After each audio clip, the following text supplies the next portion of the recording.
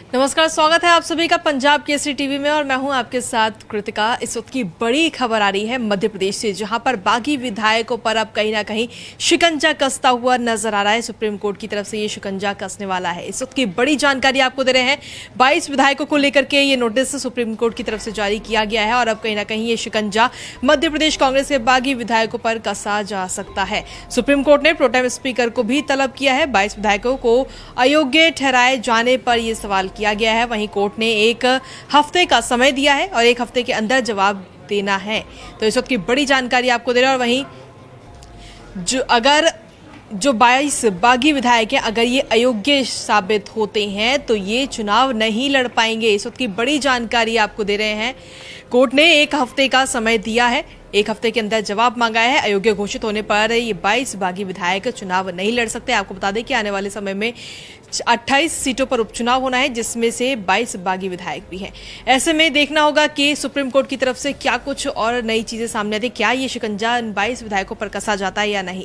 मेरे साथ मेरे सहयोगी हेमंत जी सुख मौजूद हैं। हेमंत जी, 22 विधायकों पर अब कहीं ना कहीं सुप्रीम कोर्ट का शिकंजा कसता हुआ नजर आ रहा है। बिल्कुल, एक बहुत बड़ी खबर यहाँ पर मध्य प्रदेश की सियासत, सरकार और दोनों ही दलों के लिए यह है कि जो 22 बागी विधायक हैं, यह गौर करने वाली बात यह है कृतिका कि इस समय जो बागी विधायकों की कुल संख्या है वह है 25, लेकिन जो कानूनी तौर पर लगातार कांग्रेस शिकंजा कसने का काम कर रही है वह सिर्फ उन 22 विधायकों को अपने रडार पर लिए हुए है जिन्होंने ज्योतिरादित्य सिंधिया के साथ कांग्रेस को छोड़कर बीजेपी का दामन थामा था। उस वक्त कांग्रेस को काफ़ी छकाया था उन्होंने, कभी बेंगलोर तो कभी दिल्ली, कभी कोई और एक्टिविटी।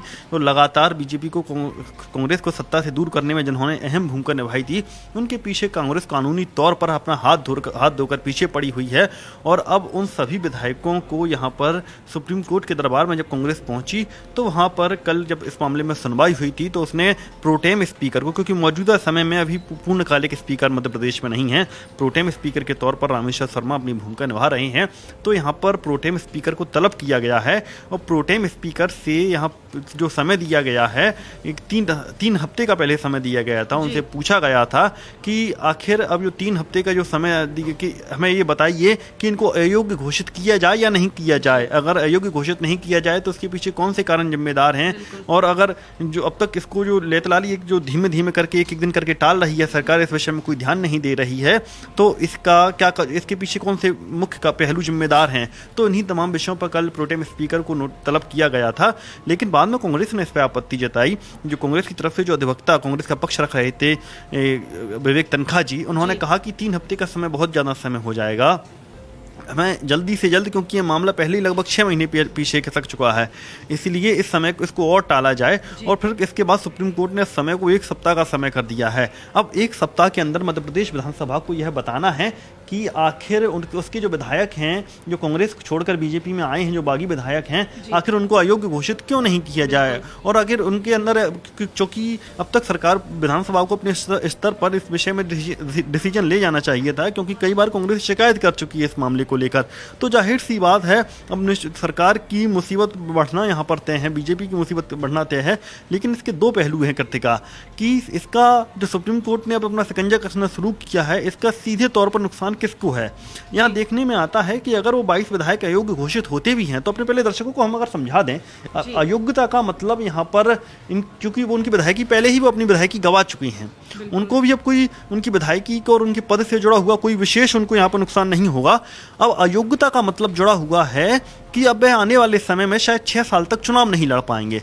अगर ऐसा होता है तो इसका नुकसान सीधे और अकेला सिर्फ कांग्रेस के उन विधायकों पर पड़ेगा, और सिर्फ उन 22 विधायकों पर नहीं पड़ेगा, फिर तो उसको आधार मानकर बाकी के जो 3 विधायक हैं, जिन्होंने भी कांग्रेस का दामन छोड़कर भाजपा का दामन थामा है, उनको भी यहाँ पर उसका नुकसान उठाना पड़ सकता है, जो आने वाले समय में चुनाव नहीं लड़ सकते। तो कुल मिलाकर यहाँ पर नुकसान सीधे तौर पर भाजपा का तो नहीं है, सरकार का भी नुकसान नहीं है, क्योंकि वो पहले से ही विधायक नहीं है, उनकी घटाबढ़ी से किसी भी तरह का सदन की गणित पर कोई असर भी नहीं पड़ेगा। कांग्रेस को पहले ही काफ़ी कमज़ोर करके आ गई हैं, भाजपा की सरकार उन्होंने बनवा दी है। लेकिन अगर वह अयोग्य घोषित हो जाती हैं तो इसका सीधा सा मतलब है कि वे आने वाले समय में लगभग 6 सालों तक चुनाव नहीं लड़ सकेंगे, और जो उनसे वादा किया गया है कि उनको चुनाव लड़वाया जाएगा, लगभग आधे से अधिक विधायकों को यहाँ जो बिना चुनाव लड़े ही अभी मंत्री बने हुए बैठे हैं, शायद आने वाले समय में मलाईदार पदों से भी वे दूर हो जाएंगे। तो जो विधायकों के लिए एक बड़ा मुश्किल का यहाँ सबब बनता दिखाई दे रहा है अगर इस पूरे मामले में सुप्रीम कोर्ट और अपना अधिक शिकंजा कसता है तो। अगर 22 विधायकों को अयोग्य घोषित किया जाता है तो उसके बाद में, क्योंकि 22 विधायकों में कई ऐसे विधायक भी हैं जिनको आज की डेट में मंत्री पद दिया गया है भाजपा की तरफ से, तो उसको लेकर के क्या रिएक्शन देखने को मिलेगा? क्या बीजेपी का नुकसान होगा? क्योंकि 28 सीटों पर उपचुनाव है लेकिन 22 सीट वो भी हैं जहां से बागी विधायक हैं, तो ऐसे में कितना बीजेपी को नुकसान होगा? यहाँ पर मैंने आपको बताया, और जो देखो सीधे तौर पर कहीं ना कहीं हार तो यह बीजेपी की होगी, लेकिन जो नुकसान है वो नुकसान बीजेपी को नहीं होगा। इसके पीछे का हम अलग ही लॉजिक पे हम बताना चाहते हैं अपने दर्शकों को। दरअसल बात यह है कि जो 22 विधायक हैं, जो सिंधिया खेमे के 22 विधायक हैं, उनकी छवि इस समय भाजपा के लिए बहुत ही चुनौतीपूर्ण बनी हुई है, और उस छवि को लेकर जनता के बीच में जाना भाजपा के नेता, कार्यकर्ता और जो वरिष्ठ नेता जो सीएम शिवराज सिंह के लेवल के जो नेता हैं, वह भी काफ़ी मुश्किल में है। वह गद्दारों को मतलब जो एक नाम जो कांग्रेस जिस एजेंडा पर काम कर रही है, गद्दार जो शब्द दिया गया है, और जो दल बदलने वाले जो लोग हैं उनको लेकर आम जनमानस में भी काफ़ी एक गुस्सा देखने को मिल रहा है। अगर वो विधायक चुनाव नहीं लड़ती हैं तो जाहिर सी बात है थोड़ा बहुत तो बीजेपी को ही इसका फायदा मिलेगा। भले ही कानूनी तौर पर ये बीजेपी की बहुत बड़ी हार होगी, और शायद राजनीतिक तौर पर ये कांग्रेस, राजनीतिक और कानूनी तौर पर कांग्रेस की एक बहुत बड़ी जीत होगी, और वह संदेश देने में कामयाब हो पाएगी कि आने वाले समय में अब कोई किसी भी दल को धोखा देता है, कोई भी राजनेता जो जनप्रतिनिधि अगर वह किसी दल को धोखा देता है तो उसको इसका खामियाजा भुगतना पड़ेगा। लेकिन इसका नुकसान शायद कांग्रेस को, बीजेपी को, संगठन या सत्ता को किसी भी तरीके से नहीं होगा। अगर हम एक अनौपचारिक चर्चा में अगर हम कहें कि कहीं ना कहीं बीजेपी की राह से बहुत सारे कांटे हट जाएंगे, क्योंकि इस चीज़ को नोट करने वाली बात है ये कि जो कांग्रेस, जो दल बदलने वाले जो विधायक हैं, उन्होंने भाजपा के अंदर एक भाजपा वर्सेस भाजपा की स्थिति तैयार यहाँ पर कर दी है। कई ऐसी सीटें हैं जहाँ पर भाजपा के पुराने नेता इस वक्त अपनी ही पार्टी के खिलाफ मुखालफत कर रहे हैं, चाहे उसके किसी भी सीनियर नेता का हम नाम लें, गौरी शंकर सेजवार के बारे में जिक्र करें, दीपक जोशी के बारे में जिक्र करें, अपना जयभान सिंह पवैया का नाम लें, ये तमाम ऐसे नेता हैं इस वक्त अपनी पार्टी के खिलाफ अघोषित तौर पर मोर्चा खोले हुए हैं। तो बहुत ही मुश्किल भरा यहाँ पर है पूरे भाजपा के लिए पूरा मसला, और उसे लड़ना, कांग्रेस भाजपा को जूझना काफ़ी मुश्किल हो रहा है। तो चूंकि आपने इसका बोला है कि भाजपा के लिए नुकसानदायक होगा, सरकार के लिए नुकसानदायक होगा, भाजपा का ही एक बहुत बड़ा धड़ा चाहता है कि यह लोग चुनाव नहीं लड़ें, भाजपा इनको साइडलाइन कर दे।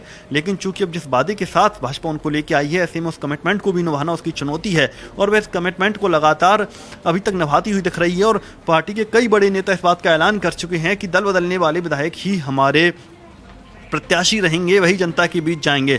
आरएसएस भी इसे लेकर काफ़ी एक चिंतन में है और लगातार मंथन कर रहा है, और अभी कुछ दिनों पहले उसने पार्टी के नेताओं की एक मीटिंग ली है, और यहाँ सभी नेताओं को यहाँ सीधे तौर पर निर्देश भी दिए थे कि कुछ भी करो, कैसे भी करो, लेकिन इन दल बदलने वाले विधायकों को जरूर चुनाव जिताकर लाना है।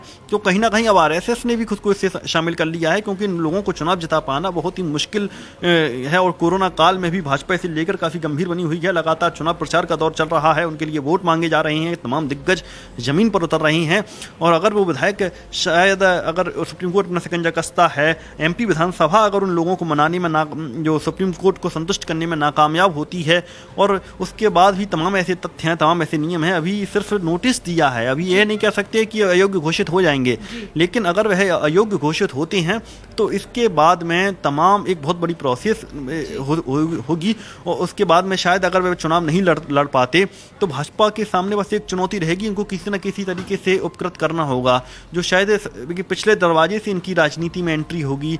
लेकिन जो फिलहाल कई सीटें हैं जहां पर उसके प्रत्याशी बदले जा सकते हैं, और जो सिंधिया खेमा है उसके पास भी यह बात कहने को नहीं होगी कि आपने हमें प्रत्याशियों को आपने हमें क्यों नहीं अपनाया, हमको क्यों चेहरा नहीं बनाया।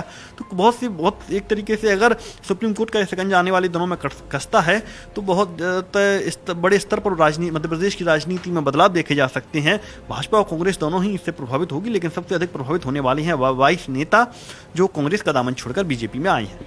लेकिन कहीं ना कहीं ये कह सकते हैं कि बीजेपी को एक तौर पे तो फायदा पहुंचने वाला है, क्योंकि जहां एक अंदर ही रणनीति बीजेपी के अंदर देखने को मिल रही है, या यूं कहें कि दो गुटों में इस वक्त बीजेपी बढ़ चुकी है, एक सिंधिया खेमा, एक शिवराज खेमा, वो कहीं ना कहीं अगर शिकंजा कसता है तो वो गुट जो है वो शायद खत्म हो जाएगी। जी बिल्कुल, और एक एक कहते हैं हम एक नॉर्मल अनौपचारिक चर्चा में कहें कि बीजेपी के कुछ नेताओं ने घी के दिए जलाने शुरू भी कर दिए हैं। उनको बहुत ही उम्मीदें हैं सुप्रीम कोर्ट के इस नोटिस से। शायद कांग्रेस से ज़्यादा उम्मीदें इस समय बीजेपी की ही एक धड़ी को हैं। वो लोग चाहते हैं कि कैसे भी करके उनकी राह से ये कांग्रेस से आए हुआ जो कांटे हट जाएं, तो वे आने वाले समय में, क्योंकि यहाँ गौर करने वाली बात यह है कि मध्य प्रदेश की जो बीजेपी की राजनीति है वह काफ़ी प्रभावित भी हुई है। दबे सुर में बीजेपी के कई वरिष्ठ नेता इस बात को स्वीकार कर चुके हैं कि ज्योतिरादित्य सिंधिया का आना भले ही उनके लिए बीजेपी के लिए बहुत फायदेमंद रहा हो, लेकिन ज्योतिरादित्य सिंधिया अपने साथ जिन लोगों को लेकर आए हैं, एक बहुत बड़ा वर्ग लेकर आए हैं, तो उसने काफ़ी हद तक प्रभावित किया है बीजेपी की आंतरिक राजनीति को, सरकार की पूरी। क्योंकि सरकार में इस समय आप देख सकते हैं सिंधिया खेमे के चुगदा मंत्री बैठे हुए हैं।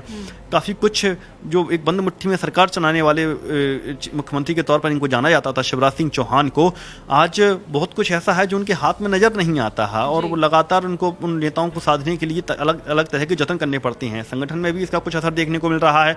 बीडी शर्मा अब तक अपनी टीम नहीं बना पाए हैं। उसका कारण यही है कि सिंधिया समर्थकों को आखिर एडजस्ट कैसे किया जाए, और चूंकि इस वक्त सिंधिया इतने पावर में हैं और अभी उनकी वजह से ही मध्य प्रदेश में जो बीजेपी की सत्ता बनी है, ऐसे में अब उनको झेलना भी, उनको स्टैंड करना भी जरूरी है। और लगातार बीजेपी तमाम स्तर पर ऐसा करती दिखाई दे रही है। लेकिन इस वक्त अगर सुप्रीम कोर्ट इनकी अयोग्यता और योग्यता को लेकर कुछ बड़ा फैसला लेता है तो सिंधिया का जो खेमा है अपने आप बहुत कमजोर हो जाएगा। फिर भाजपा भी अपने पुराने रूप में आ सकती है और शायद बहुत बड़ा एक बदलाव यहाँ देखने को मिल सकता है। लेकिन अभी हमने आपको बताया कि ये एक सिर्फ शुरुआत है। अभी बहुत सी तमाम ऐसे प्रक्रियाएं हैं। इसमें अभी प्रोटेम स्पीकर का एक जवाब जाएगा। प्रोटेम स्पीकर को सुप्रीम कोर्ट को संतुष्ट करना पड़ेगा। और अब तक मैं अपने दर्शकों को हम बता दें कि जो दल बदल वाली नीति है, अब तक शायद कोई भी विधायक, कोई भी जनप्रतिनिधि इस तरीके से अयोग्य घोषित नहीं किया गया है। तो ऐसा कांग्रेस क्या पेश करती है सुप्रीम कोर्ट में कि इसको इस तरीके, हालांकि कांग्रेस जो दलीलें दी थी विवेक तनखा जी से, हमारी व्यक्तिगत चर्चा हुई किन्हीं कारणों से, वे हमसे अभी जुड़ नहीं सकते सीधे। उनका कहना था कि जो दलील उन्होंने रखी है कि उस समय प्रजातंत्र का किस तरीके से मजाक किया गया है। कोरोना काल को भी यहाँ सुप्रीम कोर्ट में चिन्हित किया गया था कि जिस समय प्रदेश कोरोना से लड़ रहा था, वहाँ प्रदेश के जो स्वास्थ्य मंत्री थे, उन्होंने सरकार को स्थिर करके प्रदेश से 2000 किलोमीटर दूर बेंगलोर में एक रेस्टोरेंट में छुपकर बैठे थे। ऐसे तमाम यहाँ पर दलीलें दी गई हैं। बहुत ही मजबूत दलील थी कि सुप्रीम कोर्ट ने जिस सवाल का जवाब 3 सप्ताह में मांग रहा था, उसने 1 सप्ताह ही कर दिया। तो अभी फिलहाल तो सुप्रीम कोर्ट भी इस पूरे मामले को लेकर काफी गंभीर नजर आ रहा है। लेकिन कांग्रेस के लिए यह सिर्फ पहला कदम है। अभी कांग्रेस को बहुत ऊपर जाना है और तमाम ऐसी सवालों का जवाब देना है, तमाम ऐसे फैक्ट्स को सामने रखना है कि सुप्रीम कोर्ट आगे भी इस विषय में विचार करे और भाजपा को उसे कमजोर भी करना होगा। क्योंकि अभी भाजपा की भी एक शायद ये जो लीगल एक्सपर्ट्स की फौज मैदान में उतरी नजर आएगी और तमाम एफर्ट्स करती नजर आएगी कैसे भी करके रणनीतिक तौर पर भाजपा को विजय दिलाने की। तो कुल मिलाकर अभी फिलहाल जो गेंद है वह भाजपा के पाले में, मतलब भाजपा से जवाब मांगा गया है। 7 दिन में भाजपा क्या जवाब देती है यह देखने वाली बात होगी। और इसका इंतजार शायद कांग्रेस के साथ भाजपा के नेताओं को भी और दल बदलने वाले उन लोगों को भी है कि जिनका शायद पूरा भविष्य सुप्रीम कोर्ट की अगली सुनवाई पर टिका हुआ है। बिल्कुल, बहुत बहुत धन्यवाद तमाम जानकारी देने के लिए। तो हमारे साथ हेमंत जी थे जिन्होंने साफ तौर पर कहा कि अब जो ये पूरी गेंद है वो बीजेपी के पाले में आ चुकी है। अब ऐसे में ये देखना होगा कि प्रोटेम स्पीकर यानी कि रामेश्वर शर्मा आने वाले एक हफ्ते में क्या कुछ जवाब अपना सुप्रीम कोर्ट में रखते हैं कि आखिर क्यों उन 22 बागी विधायकों को अयोग्य घोषित ना किया जाए। उसके लिए ये देखना होगा कि क्या कुछ रीजंस प्रोटेम स्पीकर देते हैं। लेकिन वहीं कांग्रेस भी एक एक मौका वो पकड़ के बैठी है, एक भी मौका वो नहीं छोड़ना चाहती, क्योंकि 22 बागी विधायकों को वो कहीं ना कहीं कांग्रेस ये साबित करना चाहती है कि इन 22 विधायकों को कुछ ना कुछ सजा जरूर दी जाए। फिलहाल देखना होगा कि सुप्रीम कोर्ट आगे बागी विधायकों को लेकर के क्या कुछ शिकंजा कसती है। तमाम अपडेट्स और जानकारी के लिए बने रहें पंजाब केसरी टीवी के साथ। नमस्कार।